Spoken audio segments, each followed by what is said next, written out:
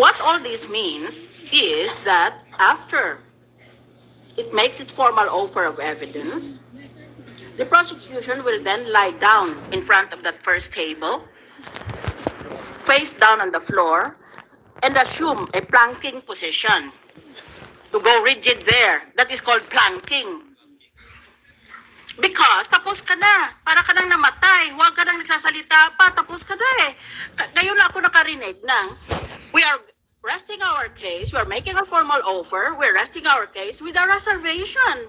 Pag sinabi mong resting your case, tapos ka na. That's an oxymoron to say that you're resting and yet you'll come alive at a certain point at your pleasure. That cannot be done. Hindi ka ba nag-trial notebook? Alam mo naman na gusto mo pala magpresenta ng isang testigo, ba't di mo tinanong noon pa? Ganon yun. To be able to deserve your appearance fee, you have to prepare for every appearance in court. Eh ngayon, pantayin mo kami ng testigo mo. Masyado ka naman swerte sa buhay, hindi ginagawa yan in law practice Ngayon ako nakakarinig itong mga milagro na ito. Maybe it is correct. Climate change has already changed everybody's heads. Because I feel like I've just been confronted by sinkhole. I've never heard this concept before in trial court. At hanap buhay ko yun, araw-araw yun. Sari-saring sinungaling narinig ko. Yun ang hanap buhay ng judge eh. Mapo ka doon alas 8:30 hanggang alas 12:30, makinig ka ng sinungaling na parehong grupo. Kaya, magdesisyon kami sa impeachment court. If you are going to be allowed to rest but without your reservation, or if you want to file a motion for everything to be suspended while we wait for the pleasure of your witness, which is unheard of in court.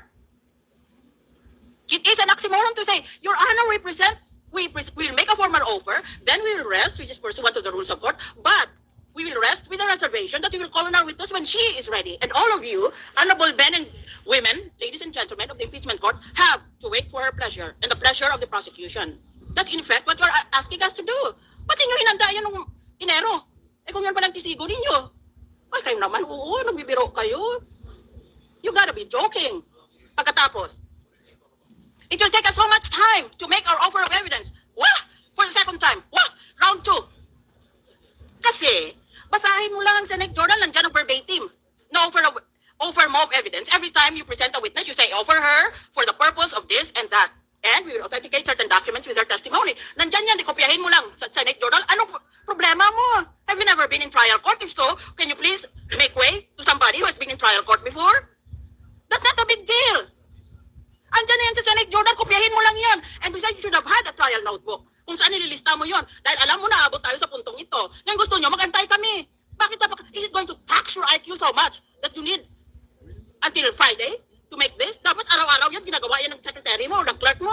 It's all a question of just instructing her. Kopyahin mo ang Senate Journal, ano bang pinag-offer namin kanina? At para pag formal offer na, handa na tayo in trial court. We don't even wait for a period of time for the party to make a formal offer. Pagkatapos ng lista ngayon, bukas sabihin ng judge, mag-offer ka na. Dahil ginagawa mo yun throughout the course of the trial. What is the big deal about this? And it's highly clerical.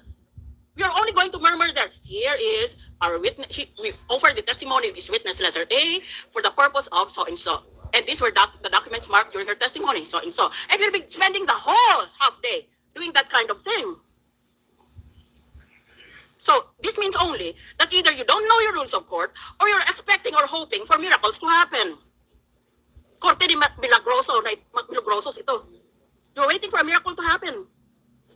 Trabaho mo yan habang the trial is going on, lilistahin mo kung anong mga ebidensya mo, basahin mong sa Senate Journal, araw-araw yan, nandiyan yan Pagkatapos itong artifa ninyo, pag nag-objection ng the other side, sasabihin ka, I make an offer of proof, Your Honor, or we make a tender of excluded evidence. You do that so that the appellate court can see the records and can determine if the ruling of the trial judge was correct or not.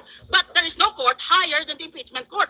That is the express language of the Constitution. The Senate, as an impeachment court, tries and decides. So there's no point making an offer of proof or a tender of excluded evidence because no one is going to read those documents. I already implied that before, but now I'm saying it explicitly for full understanding of what is involved here. These are clerical.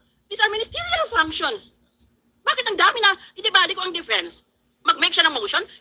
Dahil, ngayon pa lang niya naintindihan, having placed these things in context, kung dapat ipa-admit yon o hindi. Nag-object na nga siya noon. Pagkatapos, hindi pa yon. Alam naman natin, gentlemen of both panels, that the general rule is, in case of doubt, admit the evidence. Gano'n naman yun Kaya let's not make a big deal out of these offers. Every time